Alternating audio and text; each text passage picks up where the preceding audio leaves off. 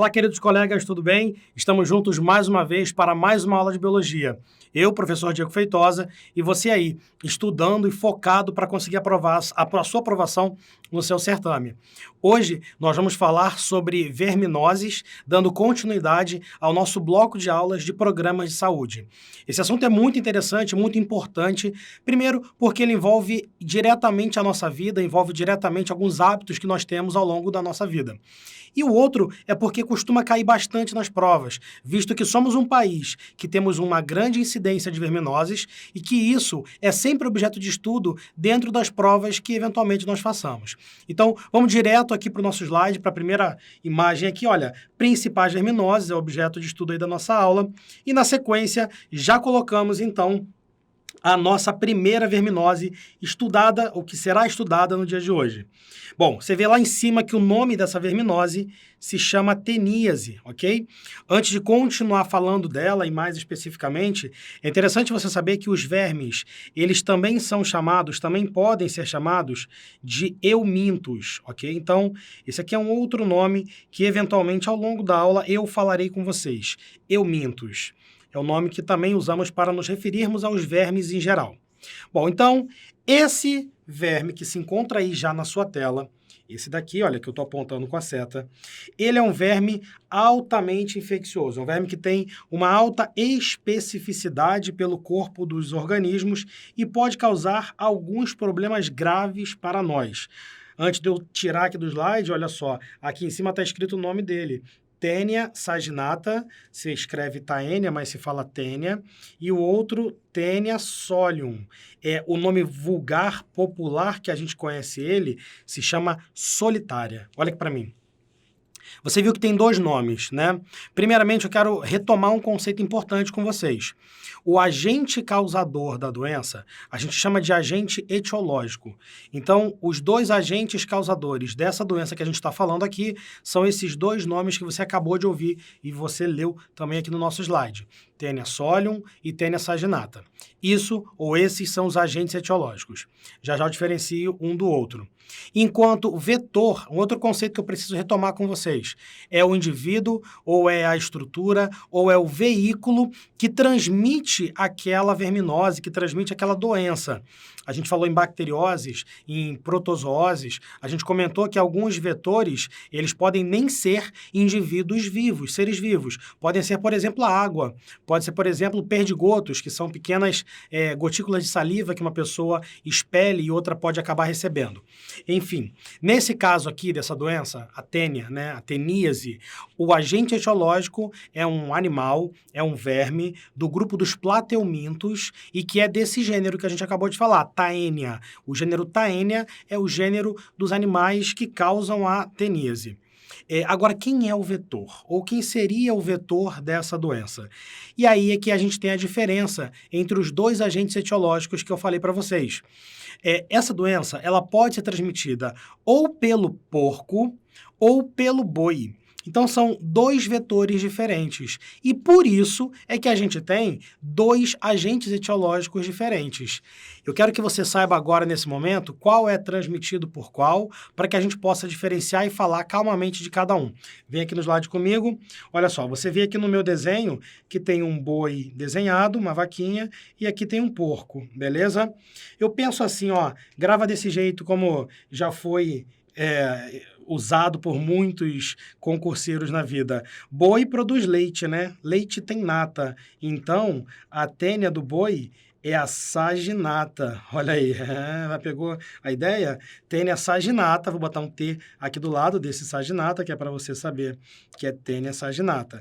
E do porco, a tênia, que é responsável pela transmissão, ou melhor, a tênia que pode ser transmitida pelo porco é a tênia solium, desse jeito aqui, como eu estou escrevendo. Então, tem essas duas possibilidades, tá? Então, aqui em cima, olha só, onde está o nome delas, eu vou colocar assim, ó, tênia saginata, ela é aquela ou aquela verminose transmitida pelo boi, ou vaca, no caso. E a tênia solium é aquela transmitida pelo porco. Vou escrever o porco aqui em cima, Beleza? Bom, e solitária, né, como eu falei para vocês, é o nome vulgar que a gente usa. Tá até escrito aqui embaixo, olha, boi e porco como hospedeiros intermediários. Vamos entender o que que é isso, esse negócio de hospedeiro intermediário, e a gente diferenciar cada uma. Pode voltar aqui para mim. Hospedeiro intermediário é aquele hospedeiro ou é aquele indivíduo que hospeda o verme, que hospeda aquele euminto e que dentro dele acontece a reprodução assexuada. Quando esse euminto, esse verme, é transmitido ao ser humano, dentro do ser humano pode acontecer a reprodução sexuada desse verme, ou seja, a reprodução que tem troca de gametas. Essa é uma regra de nomenclatura que a gente já aprendeu quando falamos de malária. O hospedeiro intermediário é o indivíduo em que ocorre dentro dele o ciclo assexuado do parasita, o ciclo assexuado daquele agente etiológico. E o hospedeiro definitivo é o hospedeiro qual dentro dele acontece o ciclo sexuado. Isso faz alguma diferença, Feitosa? Depende. Depende do tipo de reprodução que esse parasita possui. No caso da malária, isso faz uma diferença bem grande. O parasita que causa a malária, que é um protozoário, ele é um indivíduo que, quando ele se multiplica dentro do seu corpo, caso você pegue malária, ele vai estourar todas as suas hemácias. Lembrando que malária é uma protozoose, não é uma verminose, eu só estou usando como exemplo aqui nesse momento. E aí, quando ele estoura suas hemácias, ele causa grandes problemas de formação de muita febre. Então, por isso o indivíduo tem febres hemorrágicas quando ele tem malária. Então, é muito ruim para o ser humano ser o hospedeiro intermediário daquele protozoário que causa malária. Na real, é ruim ser hospedeiro tanto definitivo quanto intermediário. O ideal é você não pegar doença nenhuma. Mas no caso da malária, a coisa fica bem grave sendo intermediário. Aqui, nesse caso que a gente está falando, quando você come a carne do porco ou quando você come a carne do boi e elas estão contaminadas, você vai adquirir uma forma de vida que já já vou detalhar com vocês e que dentro de você ela virará o indivíduo adulto, ela virará a tênia, a solitária que a gente tanto chama. E aí dentro de você acontece o ciclo sexuado. Não é tão ruim comparado aos problemas que podem acontecer caso você se comporte como hospedeiro intermediário. Não entendi, Feitosa. Não era o boi e o porco que eram hospedeiro intermediário? Vamos olhar para o nosso slide que eu vou explicar com detalhes para vocês sobre isso. Vem cá. Olha só, aqui nessa parte do desenho a gente tem um torso, né, desenhado, um boneco aqui, um ser humano desenhado. Observe o seguinte, esse ser humano, ele está comendo, olha só, ovos que estão no músculo do boi e no músculo do porco. Deixa eu até pegar uma outra cor aqui rapidinho. Ele está comendo ovos que estão no músculo do boi e no músculo do porco. Seria isso aqui que eu estou marcando de azul para você. Então, quer dizer que se você for uma churrascaria e comer uma carne de boi mal passada ou uma carne de porco mal passada, você pode acabar adquirindo esses ovos que eu estou apontando com uma seta aqui agora azul, olha só. Porque eles ficam dentro do músculo do animal. Quando um humano come esse ovo, na verdade, essa fase de vida, dentro dele a gente pode ter ou a Taenia saginata ou a Taenia solium crescendo e se desenvolvendo. Volta aqui para mim que eu vou explicar como é que isso detalhadamente acontece.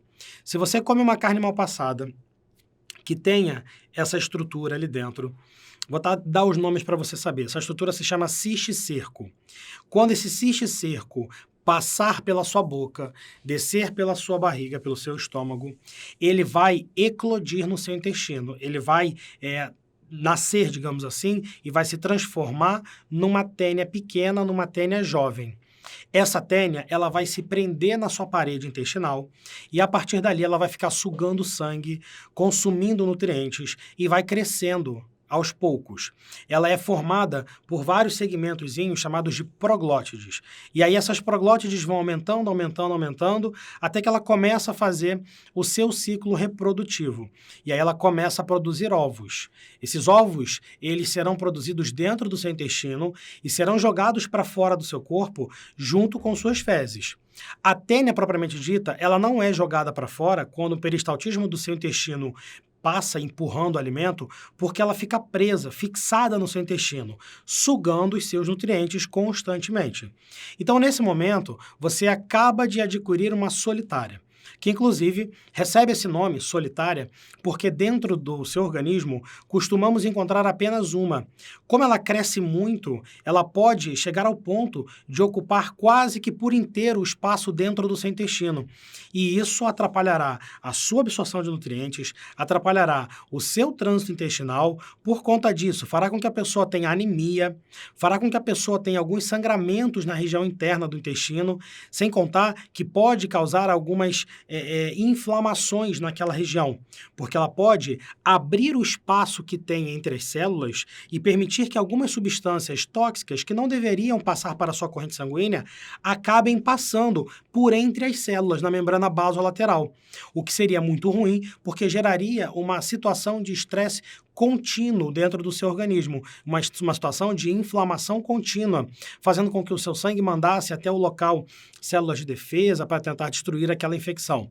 Enfim, você não fica bem quando você tem uma solitária dentro de você. E emagrecimento, sim, também é uma dos sintomas que podem aparecer quando você está contaminado com uma solitária. Então, nesse momento, o porco ou o boi foram o hospedeiro intermediário e você acabou se transformando no hospedeiro definitivo porque comeu esse tal de cisticerco. Bom, mas nesse momento eu preciso que você saiba uma coisa.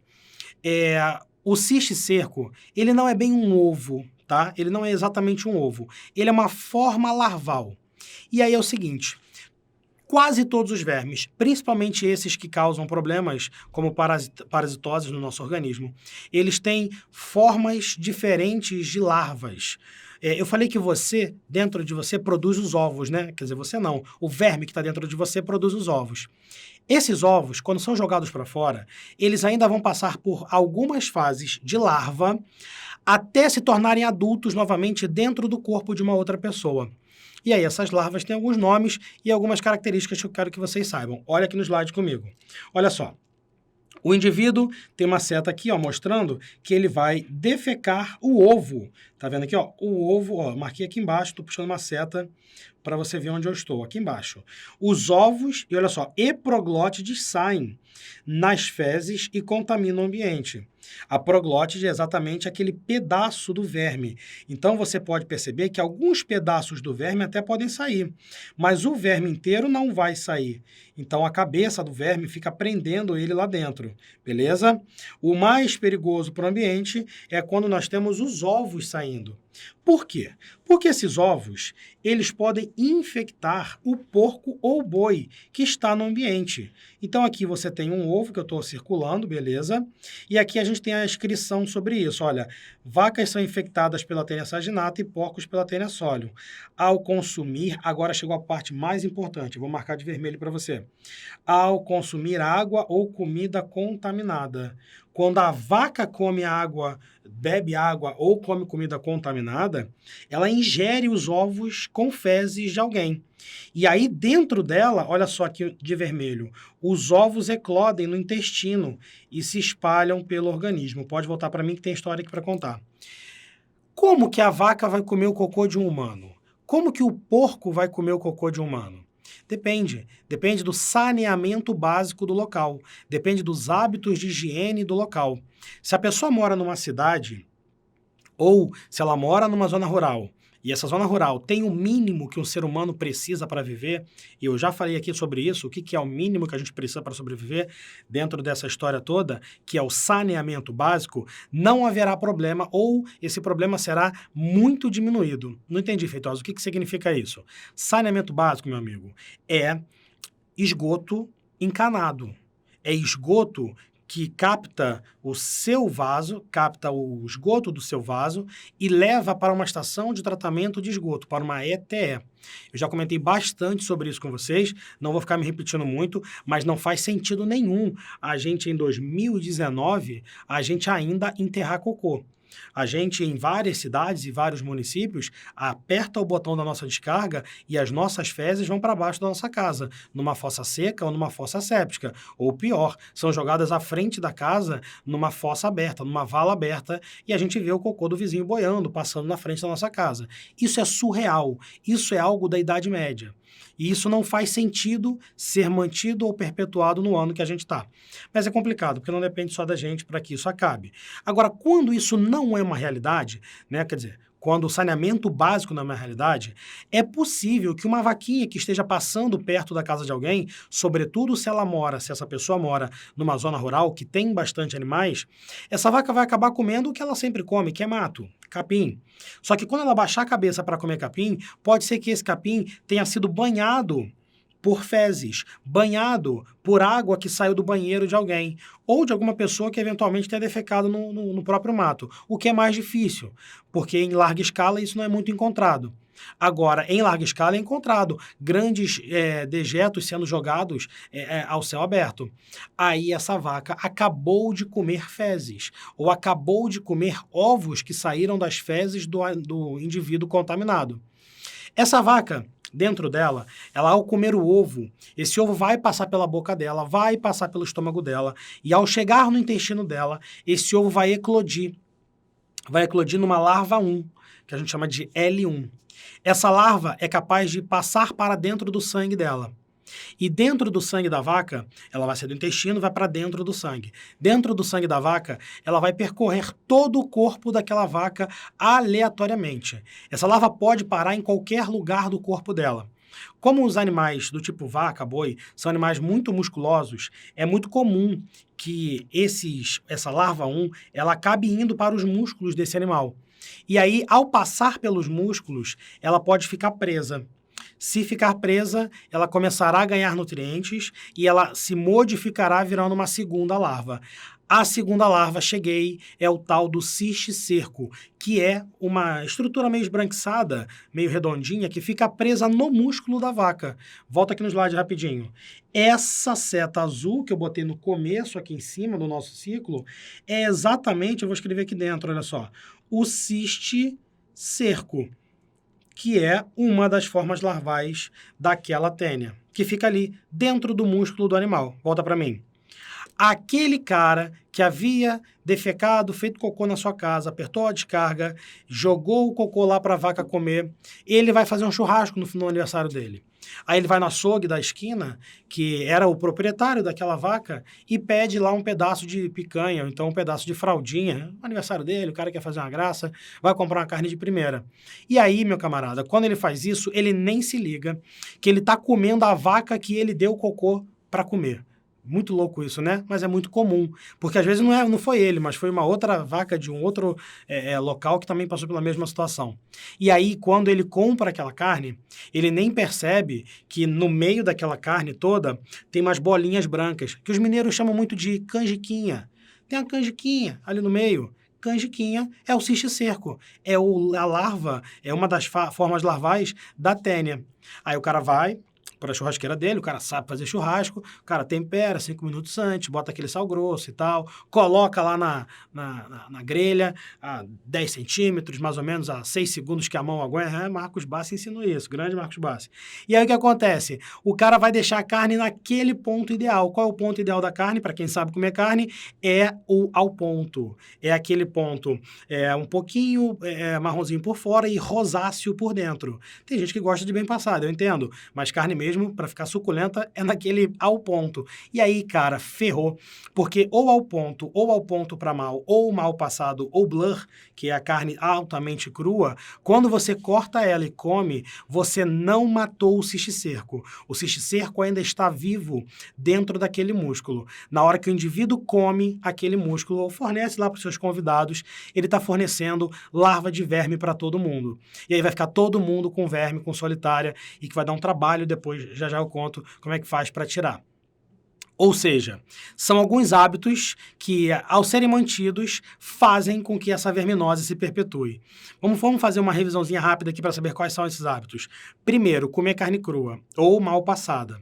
Segundo, não termos na nossa região saneamento básico ou algum tratamento efetivo de esgoto. Terceiro, não termos cuidados com a alimentação do gado. Quarto, aí o quarto já volta para o primeiro, que é, novamente, comer alimentos mal passados. Então, vamos ficar com 3 aqui, e aí esses 3 são que pode cair na sua prova. Eles podem perguntar como a gente pode diminuir a incidência dessa doença. Ora, se você atacar qualquer um desses 3 pontos, você conseguirá fazer com que a incidência da doença diminua, né? Se você tiver bons hábitos de higiene e também comer carne bem passada, você acaba com o problema. Se você tiver saneamento básico, também acaba. E se você tiver um bom controle da alimentação do gado e do porco, você também consegue controlar. Então, tem que lembrar isso daí para você se ligar. Então, você entendeu como é que você pega a teníase, como é que eu pego teníase e tudo mais. Dá uma olhadinha aqui rapidinho no slide. Aqui a gente tem escrito oral fecal, que é a forma de transmissão. O que seria isso? É através da ingestão de fezes, tá? Oral fecal significa isso daí. Quem é que se contamina com uma transmissão oral fecal? Justamente o boi e o porco, porque eventualmente podem comer aquelas fezes. Mas aí embaixo, eu vou botar uma outra cor aqui, nós temos um outro nome de uma outra doença, que está aqui, ó, cisticercose. Ué, o que é isso, Feitosa? Volta aqui para mim. A teníase é a doença causada pela tênia, quando você tem uma solitária dentro da sua barriga. Ponto. A cisticercose é uma variante dessa doença. É uma outra forma de infecção que acontece através desses agentes etiológicos que estão ali. Eu vou tentar explicar de um jeito bem simples para você. Quando você pegou a teníase, naquele exemplo que eu acabei de dar, quem teve cisticercose foi o boi e o porco. Não era dentro deles que eu falei que tinha aquela canjiquinha, que era o cisticerco, e que ficava no músculo deles? Pois então, eles tiveram cisticercose. O nome da doença de quem está contaminado com o cisticerco se chama cisticercose. Ponto final. Quer dizer, ponto final não. Ponto. É assim que a gente imagina e a gente entende como que acontece a cisticercose. Contudo, existe a possibilidade de dar um problema grande, grave, que é o ser humano pegar a cisticercose. Vamos criar uma outra imagem agora, uma outra situação. Vamos supor que novamente a gente tenha alguém indo ao banheiro com solitária e aí evacuando ovos daquela solitária, apertando sua descarga e aí essas fezes sendo jogadas em algum lugar aberto. Agora vamos supor que o que vai ser contaminado com essas fezes vão ser hortaliças. Hortaliças. Você sabe de onde vem a hortaliça que você come? Aqui no Rio de Janeiro a gente tem uma boa noção que é da Serra Carioca, das nossas cidades serranas. Lá eles têm uma grande produção de hortaliça e que fornecem para o Grande Rio. Tomara, e eu tenho fé nisso, que as hortaliças lá sejam bem limpas e bem cuidadas. Porque se não forem, pode acontecer dessas hortaliças serem regadas com fezes de pessoas contaminadas. E aí, na hortaliça, vai ter ovos de tênia, de alguém que estava contaminado.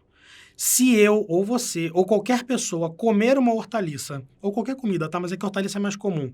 Uma hortaliça com ovos de tênia, dentro da sua boca, passando pelo seu esôfago, passando pelo seu estômago, chegando no seu intestino, eclodiremos a L1, a larva 1, que passará para a nossa corrente sanguínea, não vai ficar no nosso intestino.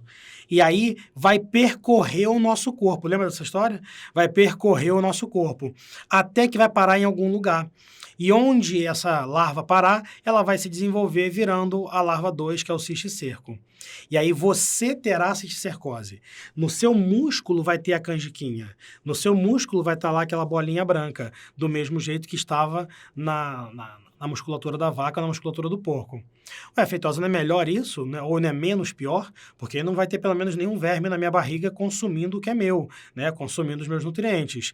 Mais ou menos. Porque dependendo do local que essa larva parar, ela pode causar alguns problemas graves para o seu tecido. Imagina você, se essa larva não para no seu músculo e ela vai direto para o seu encéfalo. E aí a gente tem essa larva parando num vaso sanguíneo lá no meio do seu cérebro, do seu tálamo. Olha o problema.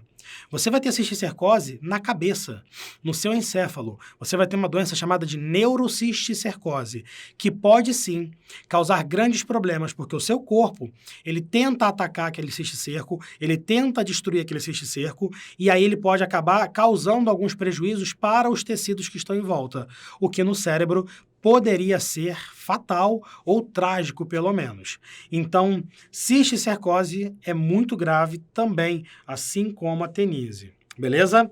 Bom, dá uma olhadinha aqui no slide, que eu quero ver que você veja o desenho. Olha a cabeça do animal. Olha aqui, ó. Uma ótima foto, inclusive. Essa daqui é a cabeça de uma das tênias, beleza? E perceba que ela tem pequenos dentículos, tá vendo? Que, na verdade, não são bem dentes, mas são presilhas, que farão com que ela consiga ficar presa dentro do seu intestino. Existe uma diferença, volta aqui rapidinho para mim, morfológica entre a tênia do boi e a tênia do porco, que é pouco provável que perguntem para vocês, mas aqui a gente se prepara para tudo, que é a cabeça, propriamente dita. Essa cabeça se chama scolex, e a cabeça da tênia do porco, ela tem mais garras e ela acaba sendo mais agressiva do que a tênia da saginata, que vem do boi. Então, quando o indivíduo ele está contaminado com a tênia do porco, ele acaba ficando mais debilitado por conta dessa agressividade da cabeça ao se prender no intestino do indivíduo. Beleza? Muito bom. E antes de eu passar, tem uma novidade aqui para vocês muito interessante. Olha só. Essa semana eu recebi um desses vídeos no WhatsApp de um amigo meu perguntando se era verdade o fenômeno que estava sendo mostrado ali naquele vídeo. Acho que era até um médico, tá? Que havia pescado, e aí ele pegou um peixe e estava mostrando no vídeo que havia um verme dentro do músculo do peixe. Ele cortava, tirava um vermezinho e mostrava lá que o verme estava vivo. E aí falava que era perigoso comer carne de peixe crua, que é um hábito muito comum nas grandes cidades hoje em dia, por conta dos restaurantes de culinária japonesa, que você poderia acabar ingerindo um verme desse.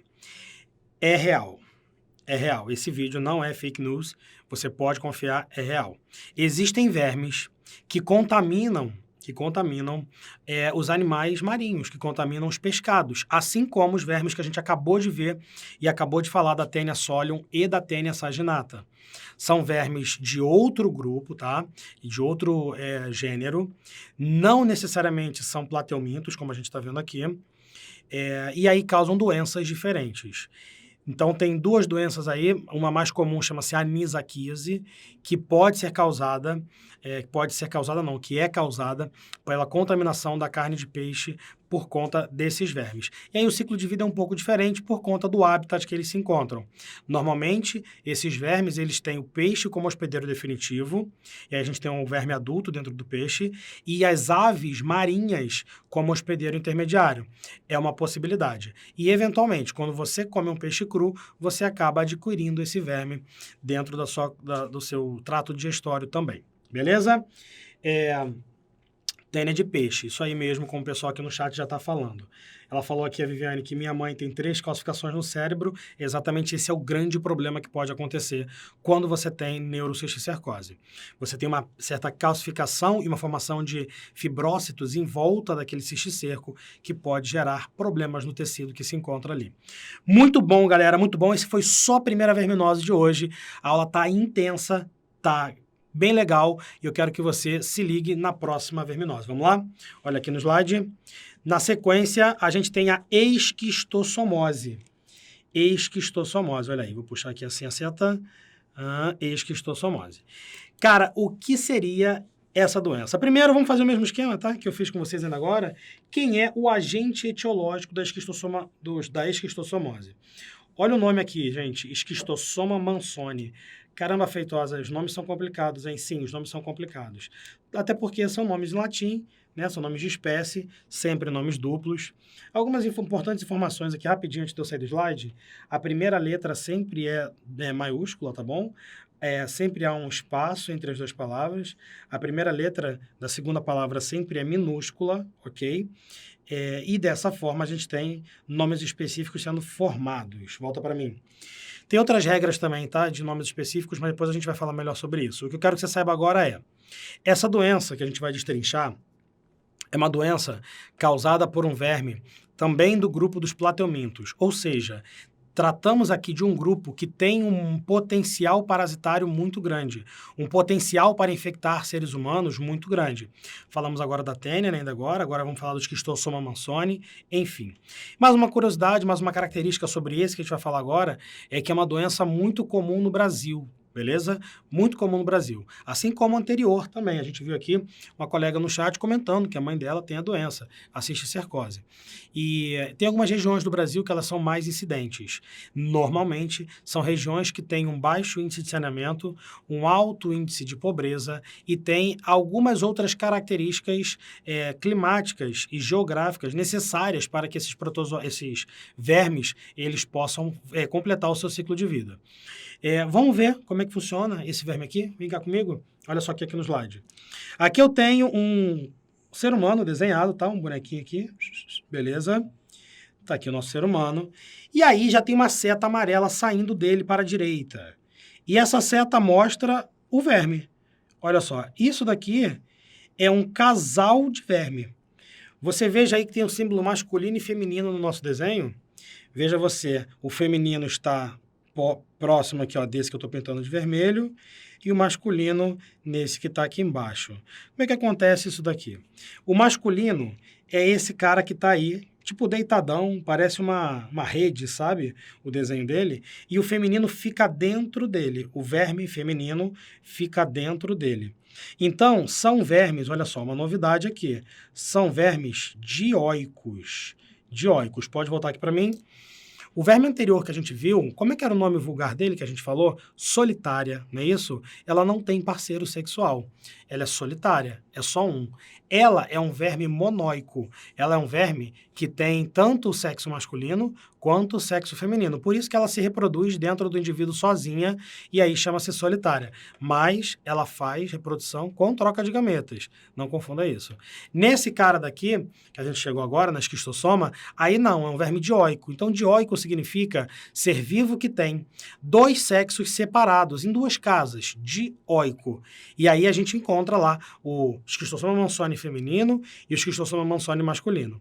Para que o ciclo de vida se complete, é necessário que dentro do ser humano estejam os dois cruzando, daquele jeito que você viu no slide. Um dentro do outro, a fêmea dentro do macho.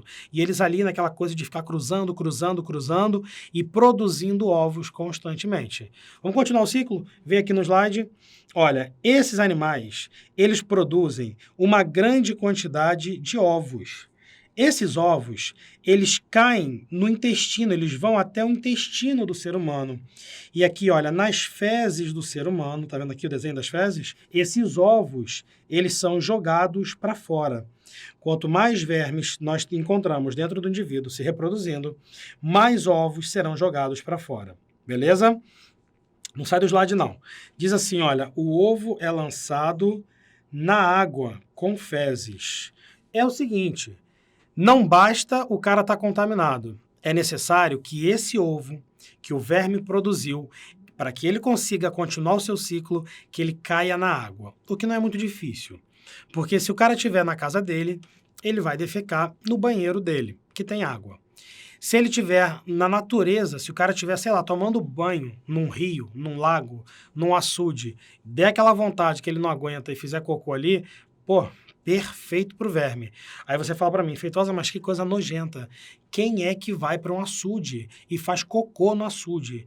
Olha, se eu pudesse marcar aqui embaixo no chat, a galera que eu conheço seria entregação total. Não vou fazer isso. Vamos falar das duas possibilidades, tá? Para não ficar nem muito surreal e nem muito certinho do jeito que normalmente funciona. Se você faz cocô no seu vaso, e no seu vaso você aperta a descarga e essa água vai para uma estação de tratamento de esgoto, a coisa fica bem melhor. Porque na estação de tratamento de esgoto haverá alguns processos, cloração, fluoretação, enfim, que farão com que esse ovo possa ser destruído. Olha o verbo que eu usei, possa ser destruído. É porque nem sempre isso acontece. Às vezes, mesmo passando por todos os processos que acontecem numa estação de tratamento de esgoto, essa água com esse ovo, ela ainda continua com esse ovo presente, porque ele é uma forma de resistência, uma forma muito evoluída, inclusive, de resistência. Então, a gente precisa ponderar também isso. O grande problema, então, ele acontece quando esse ovo, ele chega na água e aí ele consegue eclodir. Ele precisa passar pela água para eclodir. Ele vai passar pelo mesmo sistema que eu falei no anterior. Vai se transformar numa larva 1, numa primeira larva, que eu quero que você veja agora. Olha só aqui. Quando esse ovo eclode, ele se transforma nisso que está escrito aqui, ó, miracídio. Miracídio é o nome da larva 1 que eclode daquele ovo. É uma larva que é exatamente essa daqui, ó. Tá vendo que eu estou marcando aqui para você? Bonitinha, com esse formato aí. E ela é ciliada. Aqui não dá para ver direito, mas ela tem pequenos cílios na lateral. Então, ela é uma larva que consegue nadar. Muito bem, obrigado. Não vencer correntezas, mas consegue nadar um tanto quanto. E o miracídio, ele tem afinidade por um animal que é encontrado também na água, que é o caramujo. Volta aqui para mim. Dentro d'água tem caramujo, Feitosa? Tem caramujos aquáticos. Esses caramujos aquáticos são um pouco diferentes dos caramujos que a gente vê andando aqui na Terra. Do caramujo africano, do caramujo brasileiro, que é um pouco maior. Esse caramujo aquático, ele é achatadinho, tá? Menorzinho, e ele vive muito bem lá no fundo da água, tranquilamente. Esse caramujo é de um gênero, ou é principalmente de um gênero, chamado de Bionfalaria, que eu vou marcar para vocês ali do lado já no slide. Bionfalaria. Tem uma espécie que é muito comum no Brasil, que é a glabrata. Então é o Bionfalaria glabrata. Esse animal é encontrado amplamente dentro dos açudes, dentro dos lagos, e aí, cara, por uma questão de amostragem, o miracídio consegue invadir esse caramujo.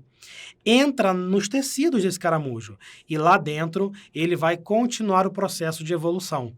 Aquela larva que era o miracídio, ela vai se evoluir, vai se desenvolver e vai virar uma outra larva que vai furar a pele desse caramujo e vai sair para o meio externo. Olha aqui no slide, o nome dessa larva se chama cercária. Está aqui, ó, a cercária sai do caramujo para penetrar na pele do ser humano.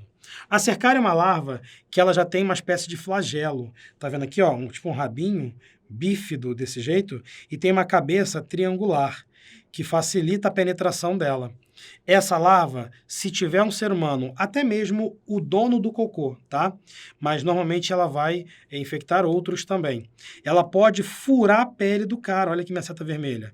Furar a pele do cara. Volta para mim. Ué, mas o cara não sente dor quando fura a pele dele? Ele é bem pequena, tá, gente? Dá uma coceirinha também, assim, uma coisa pequena, mas nada de sangrar, não, nada disso. Ela é uma larva bem pequenininha. Na hora que ela fura a pele do indivíduo, às vezes pode ser até perto da sola do pé. Na sola do pé é um pouco mais difícil, porque é a pele grossa que tem ali. Mas a pele fina que tem na parte do peito do pé, em volta do pé, é mais fácil. Aí ela consegue furar, e aí que vem o lance. Quando ela fura a nossa pele, ela entra direto na corrente sanguínea.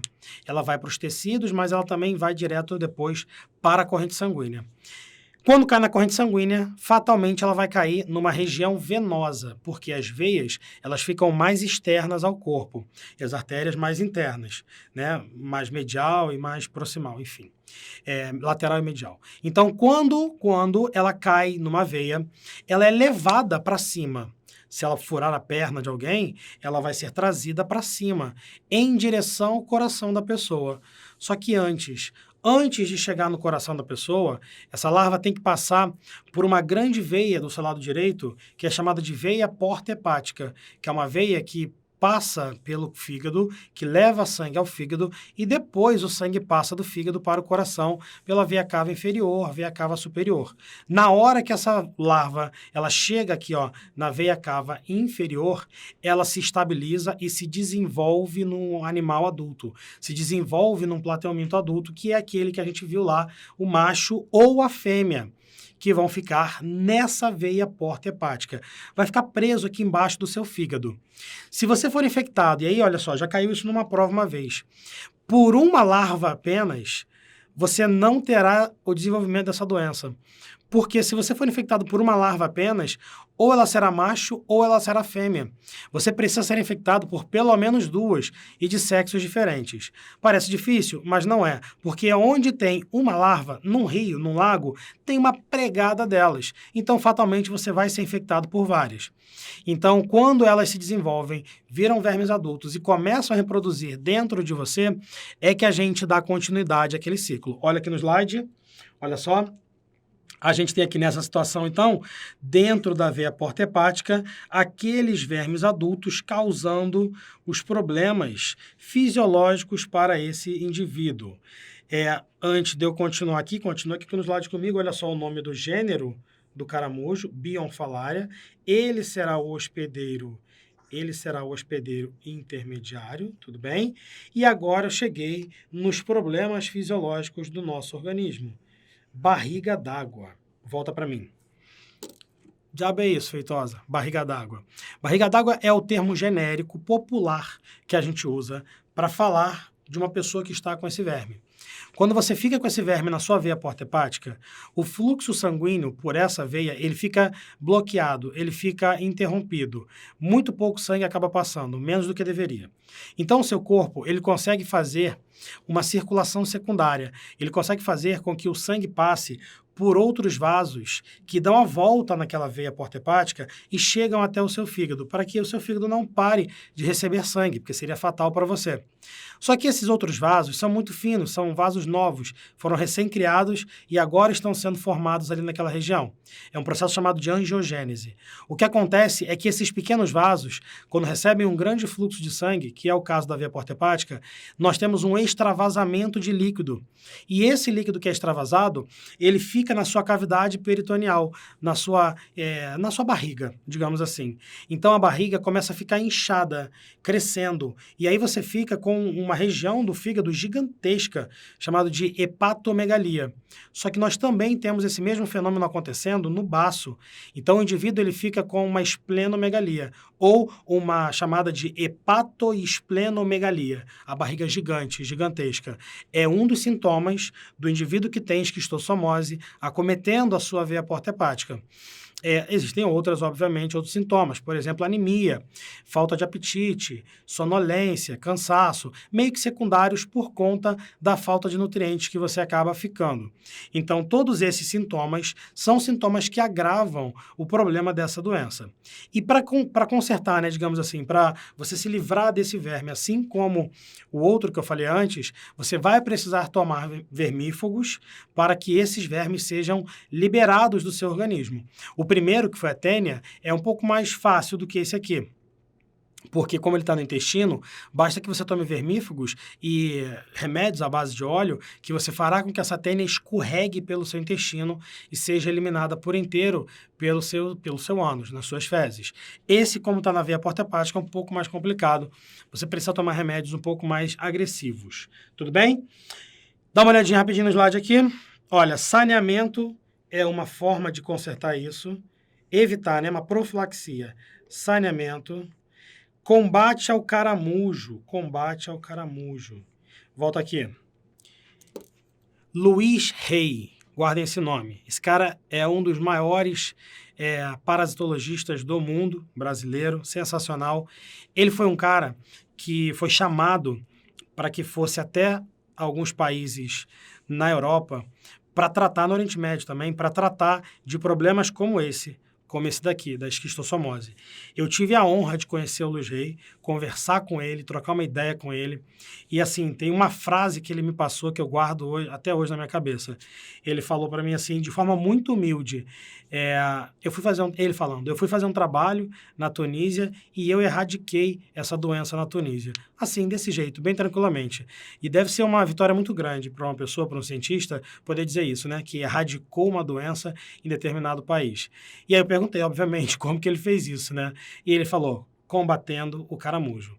Foram várias técnicas e metodologias que foram aplicadas naquele país que fizeram com que ele conseguisse acabar ou diminuir drasticamente com a população de caramujos. E dessa forma, cortar o ciclo na metade, diminuir a possibilidade da incidência da doença. E aí você pode falar para mim, Feitosa, mas não tem algum problema ambiental que pode ser gerado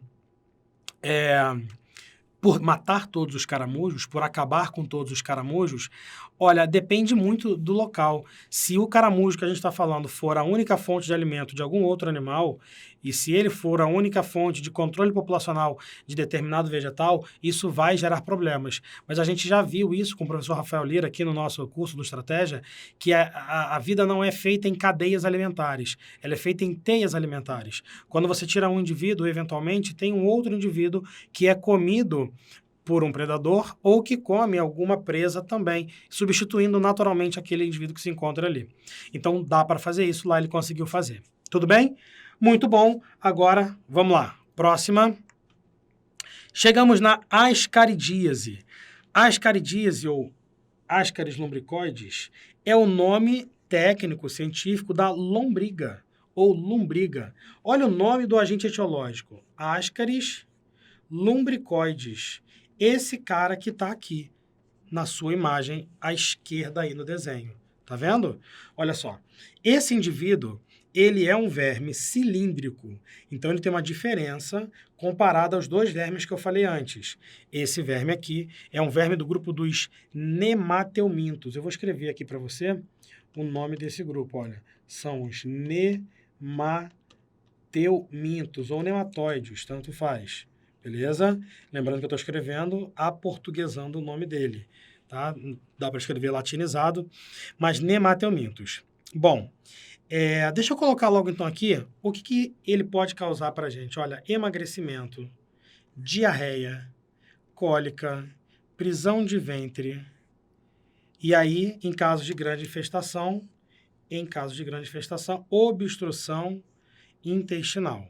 Beleza? Quem tem lombriga? Você já tem alguma memória afetiva de alguém que tenha tido lombriga? Você já teve lombriga? Cara, eu já tive, acho que uns 3 cães na vida. Ou mais, não estou lembrando agora, acho que uns 4. E aí, eu me lembro de pelo menos uns 2 desses terem tido lombriga. Logo quando eram bebezinhos, né, cachorro pequenininho, eles faziam cocô, aí eu olhava assim, caraca, aqueles vermes se mexendo, meio esbranquiçados, amarelados esbranquiçados, no meio das fezes do animal. Era muito comum isso. E nos animais, nos cães, isso é muito comum mesmo, por 2 motivos. O primeiro é por falta de remédio, e o segundo, pelo hábito do cão filhote. Cão filhote, cara, come tudo, come até parede. Se for filhote de labrador, então, já falei isso aqui em alguma aula com a gente, até parede o bicho come. Mas come terra, né? O cão, ele fuça a terra. Quando ele come terra ou come alguma coisa contaminada, com terra contaminada, por exemplo, ele pode ingerir o ovo da lombriga. Ovo esse que foi jogado no ambiente por algum animal contaminado. Esse aqui é um ciclo um pouco mais fácil do que os outros que a gente viu. Se você tem um cão adulto, ou até filhote mesmo, contaminado, e aí ele vai num parquinho, faz cocô na areiazinha do parquinho. Aquela areia está contaminada agora. Se um outro cão chega lá, dá uma fuçada naquela areia, come um pouco, então bota na boca, deixa passar ali perto, ele vai ingerir aquele ovo. A partir daí, esse ovo vai entrar no trato digestório do animal, vai eclodir. E é isso, ou quase isso. Porque quando ele eclode numa larva 1, também daquele jeito que eu falei anteriormente, numa primeira fase da larva. E aí, no caso da lombriga, ela dá um grande rolê pelo teu corpo e pelo corpo do cãozinho, que eu estou dando como exemplo, para depois voltar para o mesmo lugar que aquele ovo estava, que é o intestino. Vamos ver esse rolê que ela faz. Olha só. Aqui eu tenho um camarada que comeu o ovo, tá? Olha, ele já está dizendo aqui, olha, que o ovo com a L3. Deixa eu botar aqui, ó, ovo com a L3. Vocês vão entender isso. Esse ovo, ele desce pelo tubo digestório, beleza? Aqui está o número 7. Só para você saber as regiões, né? Que é o esôfago, de boa. Vai chegar no estômago, que eu estou pintando de vermelho aqui. E vai chegar no intestino, que está aqui de azul aqui embaixo, beleza? Deixa eu apagar aqui para você ver o que está sendo mostrado.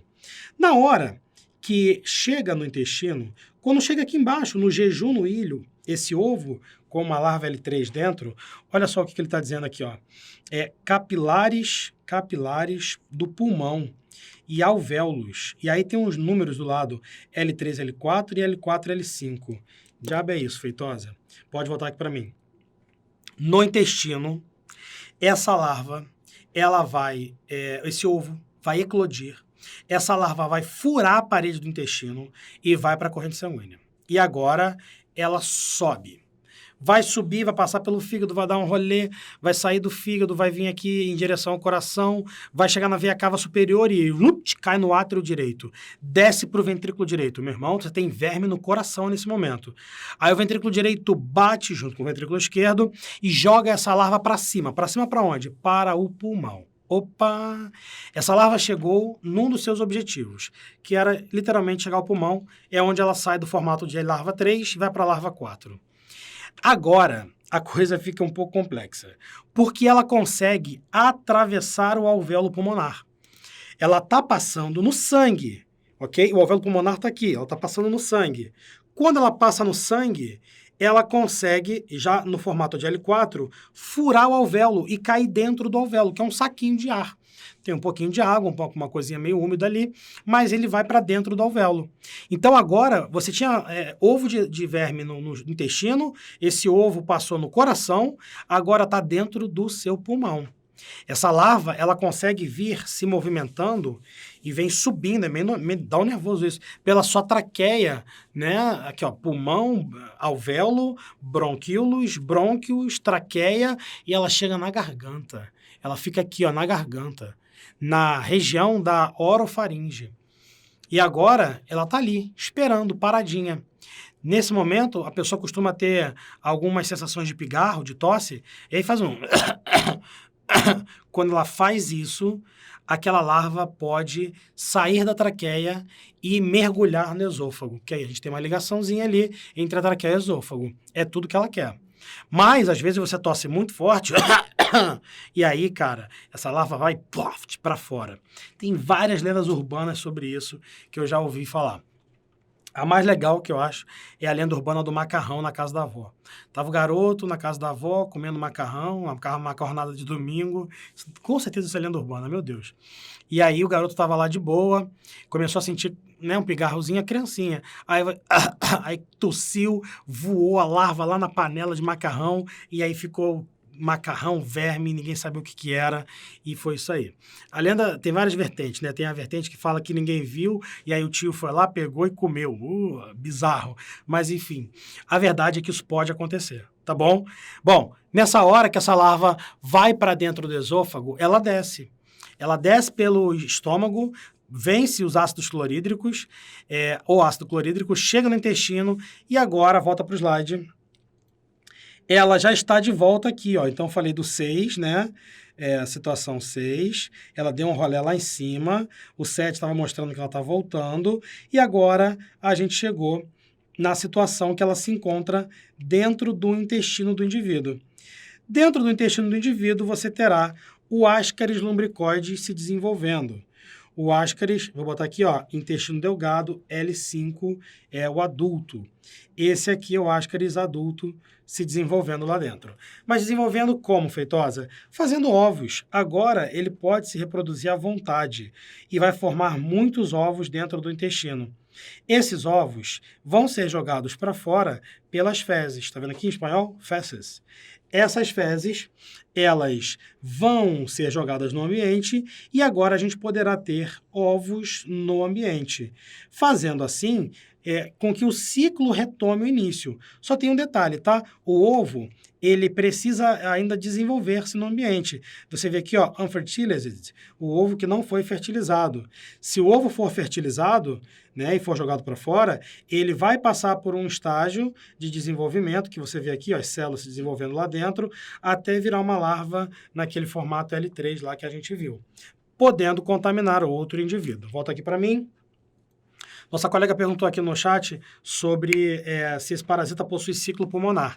Chama-se de ciclo de Loeffler e ciclo de Lois. São dois ciclos diferentes que são exatamente esses ciclos que eu acabei de falar para vocês. O ciclo que ele sai do intestino e vai ao pulmão é um, depois o que ele sai do pulmão e vai para o intestino novamente é outro.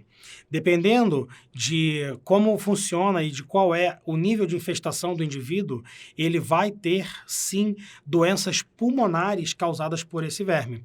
Se ele tiver uma grande quantidade desses vermes invadindo os alvéolos pulmonares, esse indivíduo ele pode desenvolver pneumonia. E aí, quando eu falei de pneumonia, lá em bacterioses, eu comentei com vocês que a gente poderia ter até pneumonias causadas por vermes. Esse é o caso. Essa é a situação de quando nós temos um verme que passa no pulmão causando pneumonia, beleza? Bom, galera, então assim, para finalizar essa parte de ascaris aqui de lombriga, como que a gente evita que alguém pegue ascaris? Olha aqui no slide. De novo a palavra, né? Saneamento. De novo aquele papinho que eu falei com vocês. É inadmissível, volta para mim, que em qualquer cidade do Brasil não exista estação de tratamento de esgoto. Sinceramente, senhoras e senhores que aí estão, eu preciso falar isso com vocês. Até porque eu sou oriundo de uma cidade pequena e a gente lá tem muito essa cultura. Antes de você cobrar asfalto da sua prefeitura, cobre saneamento. Não faz sentido você querer que passe asfalto na sua rua e não se preocupar com o esgoto que você joga, para onde você joga. Até porque, se a sua prefeitura constrói asfalto para depois construir saneamento, ela vai ter que quebrar o asfalto. Então, constrói asfalto, quebra asfalto, bota saneamento para botar asfalto de novo. Pelo amor de Deus, né, gente? Vamos pensar, vamos fazer ensino médio, vamos entender as coisas, como é que funcionam. Beleza? Então, vamos lá. Olha aqui no slide. Continuando, a gente chegou na ancilostomose. Ancilostomose é uma doença também causada por um verme. Na verdade, tem dois vermes aqui que a gente encontra. Um é o Ancylostoma duodenale e o outro é o Necator americanus. São dois vermes diferentes, beleza? Esses vermes, eles são específicos do intestino delgado. Eles são vermes que eles se prendem no intestino delgado e eles causam graves hemorragias, porque são muito agressivos na sua retirada de nutrientes, o que leva o indivíduo a ter anemias. Então, olha aqui do lado no ciclo dele para você entender. Vamos lá. Deixa eu pegar aqui uma parte dos ovos, tá? Peguei aqui embaixo para começar. Como é ciclo, eu posso começar de qualquer lugar. Inclusive aqui no meu esqueminha é até o número 1 mesmo, o do ovo. Olha, os ovos do parasita são eliminados no solo. Show de bola. Depois, as larvas saem dos ovos. Ok, nada de novo para a gente. Posteriormente, essas larvas, elas se desenvolvem e é nesta fase que elas podem contaminar. Ok, agora vem a diferença. Como que essas larvas contaminam? É através da ingestão? Não. Essa doença que a gente está vendo aqui no slide, ela se diferencia das demais que a gente viu por conta, menos da esquistossomose, por conta da capacidade, olha aqui no número 4, das larvas penetrarem na pele. Ah, então ela fura a pele. Volta para mim. Só que eu falei com vocês, lá na esquistossomose, que a cercária, ela fura a pele do indivíduo que está na água. Até porque a cercária é uma larva aquática. Essa larva que você está vendo aqui no slide agora, ela é uma larva que pode ser encontrada no solo. Então, se você estiver andando descalço, por exemplo, no solo, estiver brincando num parquinho, vou pegar uma realidade mais urbana, você pode acabar se contaminando com essa larva se no solo desse parquinho se encontrar. Agora, se você mora numa área rural, é possível que se você estiver trabalhando no arado, estiver trabalhando na roça, descalço, desprotegido, se houver essa larva no solo, ela vai furar o seu pé e vai entrar na sua corrente sanguínea também. Existe aí um personagem clássico da literatura brasileira, do cinema brasileiro, que é o Jeca Tatu, representado pelo saudoso Mazzaropi, que ele justamente mostrava um indivíduo que era tipicamente um brasileiro contaminado pela ancilostomose. O nome vulgar dessa doença se chama de amarelão. É o nome vulgar dessa doença. E acontece esse fenômeno, ou chama-se desse jeito, porque o indivíduo fica meio amarelado, justamente por conta da intensa perda de hemácias que ele possui, a intensa perda de sangue que ele possui. Olha aqui no slide. Olha o olho desse rapaz aqui, ó. Tá vendo? Claramente uma pessoa que está com icterícia, que é uma doença causada por conta da infecção no fígado e também da destruição de hemácias, beleza? Então aqui, ó, palidez facial, fazendo com que a pessoa fique com essa característica. Só para a gente finalizar o ciclo aqui do lado, olha só. Depois de penetrar na pele, as larvas chegam ao coração e pulmões, através do sangue, até se instalarem no intestino. Ela também tem um ciclo parecido com aquele caso da lombriga, até porque ela também é um nemateuminto. Então, quando elas se tornam adultas, elas ficam no intestino e formam ovos para dar continuidade ao ciclo. Beleza? Pode voltar para mim. Então, queridos, a gente viu até agora, acho que foram 2 de plateumintos, né? E 2 de nemateumintos. Ainda tem mais uma de nemateuminto que a gente vai ver, mas essa é bem diferente das 4 que a gente viu até agora. Justamente por conta do vetor que essa doença possui. E aí, eu quero justamente que você veja aqui no slide agora. Olha só. Filariose é o nome dessa doença, beleza? Não se choquem com as imagens, por favor. São imagens reais, beleza? A gente sempre usa elas para poder mostrar a que nível, a que grau é que pode acontecer de chegar àquela doença. Ela é chamada, de forma mais vulgar, de elefantíase. Já ouviu falar? Sim ou não? Pode falar comigo no slide que eu estou vendo. Elefantíase é o nome vulgar dessa doença, o nome que normalmente a população conhece. Por que se chama desse jeito, né? Olha o tamanho da perna desse indivíduo que está aqui, ó, acometido pela filariose. A perna da pessoa, ela fica altamente deformada. Na verdade, pode voltar aqui para mim, não só a perna, tá? Onde essas filárias pararem no corpo, elas irão entupir os vasos linfáticos e farão com que a pessoa ela tenha um acúmulo de água muito grande naquela região.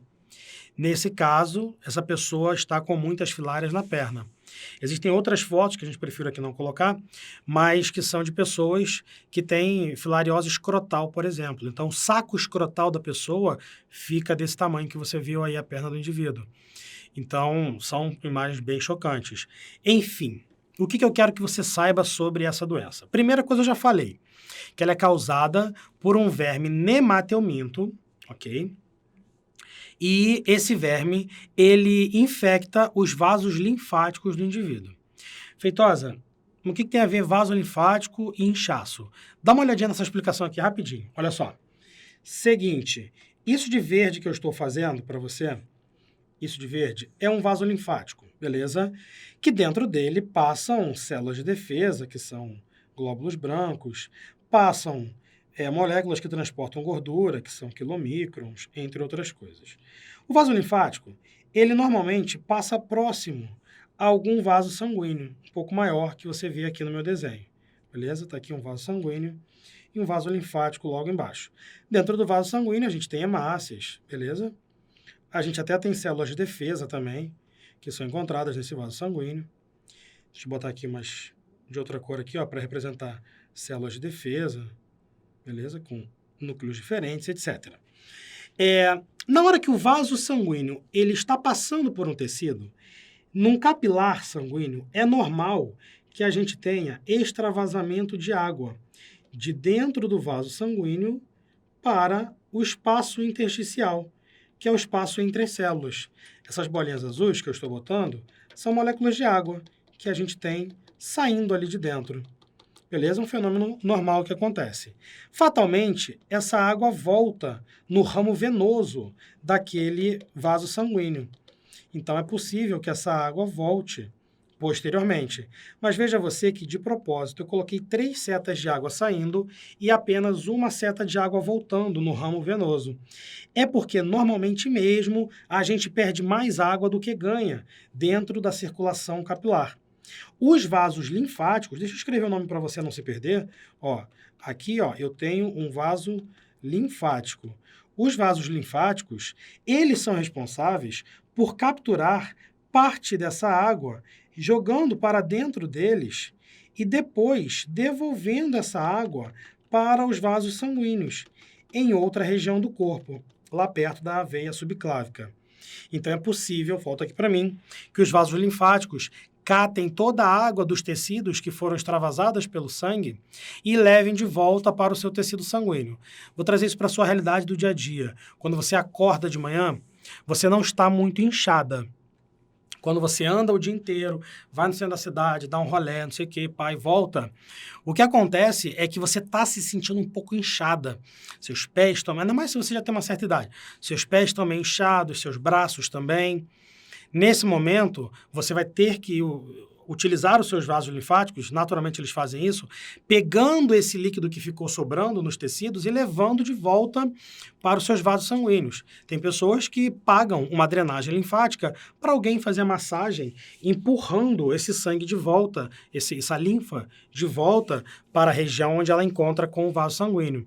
E aí fica tudo de boa, a pessoa acaba desinchando bem rapidamente. Agora, imagina você, olha aqui no slide, se no vaso linfático nós tivermos uma infinidade de pequenos vermes, são essas coisinhas roxas que eu estou botando aqui, ó, desenhada.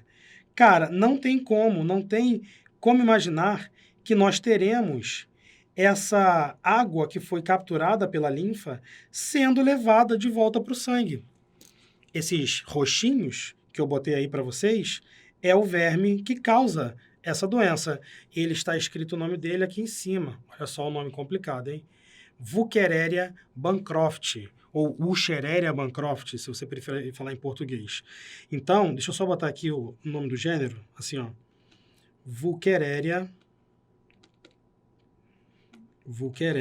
bancrofti, beleza? Vou botar um B ponto aqui. Opa, volta, sem spoiler. Volta para cá para mim. O que acontece, então? Quando esse verme fica ali localizado na linfa, ele vai impedir que essa água volte para o sangue. E aí, cara, acontece aquela foto que você viu ali. Tá, Feitosa, entendi. Então, não pode deixar o verme chegar no sistema linfático. Então, vou focar nisso, não quero minha perna daquele jeito, não quero nenhuma parte do corpo daquele jeito, né? Show de bola. Mas como é que pega isso? Como é que esse verme chega em você? Porque todos os outros, a gente viu, o grande problema foi saneamento básico, né? Era a gente fazendo cocô na água, a gente fazendo cocô e o cocô indo para frente da casa. Era uma coisa de cocô toda hora, de fezes toda hora. Agora, como que esse verme aí chega na pessoa? E essa que é a grande diferença que eu citei para vocês, que era a novidade que eu ia trazer aqui nesse momento. Olha aqui no slide. Olha quem é o responsável por transmitir, olha quem é o vetor. Meu camarada, sim, é um mosquito. Caraca, mosquito. Volta. Você tá de boa na tua casa, sei lá, vendo programa de domingo na televisão, vem um mosquito e pica a sua perna. Ele joga para dentro de você as filárias, as Wuchererias bancrofti. E a partir daí você fica com filariose. Caraca, se já não bastasse dengue, zika, chikungunya, febre amarelo, maiaro, nhong-nhong, o que mais? Enfim, uma infinidade de arboviroses que esses mosquitos podem transmitir, quer dizer, que mosquitos podem transmitir. Agora me vem um tal de Culex, e que pode transmitir verme. Sim, é um verme transmitido por mosquito. São poucos casos, tá? Tem o caso da doença do sono, tem esse daqui, e didaticamente são esses que a gente trata. E aí a gente tem um mosquito, então, transmitindo verme. Esse Culex, gente, não é o Aedes aegypti, tá? Nem é do mesmo gênero. Mas ele é tão comum quanto a Aedes aqui no Brasil. Sabe aquele mosquito que durante a noite vem no seu ouvido, fica enchendo o saco, zzz, aí você bate, ele vai embora, depois ele volta, zzz. Então, esse mosquito é o Culex. Esse mosquito é o Culex, ou seja, você tem ele em casa. Então, quer dizer que nós todos somos potenciais pessoas que podem pegar essa doença. O grande lance é não ter alguém próximo da sua casa que tenha essa doença. Se tiver alguém com essa doença, a coisa fica um pouco mais grave, porque o mosquito pode picar a pessoa que está com a doença, suga o sangue dela, suga os líquidos internos dela, adquire esse verme e depois passa para você. É uma doença muito grave, sobretudo porque não tem cura. Ela tem tratamento, você pode fazer massagens, você pode fazer alguns medicamentos que tentam diminuir a quantidade dessa filária, mas cura total não é possível. É possível, por exemplo, fazer amputações, mas também não é 100% garantido, até porque essa filária ela pode eventualmente migrar para outras regiões do corpo do indivíduo e isso seria muito complicado para a gente ir cortando parte do corpo da pessoa. Enfim, queridos, então nós vimos aí as principais verminoses, ok? E agora, quer dizer, daqui a pouco a gente já vai começar com a nossa próxima aula, que serão infecções sexualmente transmissíveis. Então, foi muito bom estar com todos vocês aqui. Se vocês quiserem me seguir na rede social, é @dcfeitosa. Eu sempre coloco algum conteúdo de biologia a mais para vocês lá, às vezes referindo-se às aulas que nós tivemos aqui ao vivo, e podem também fazer perguntas no fórum diretamente aqui nesse curso.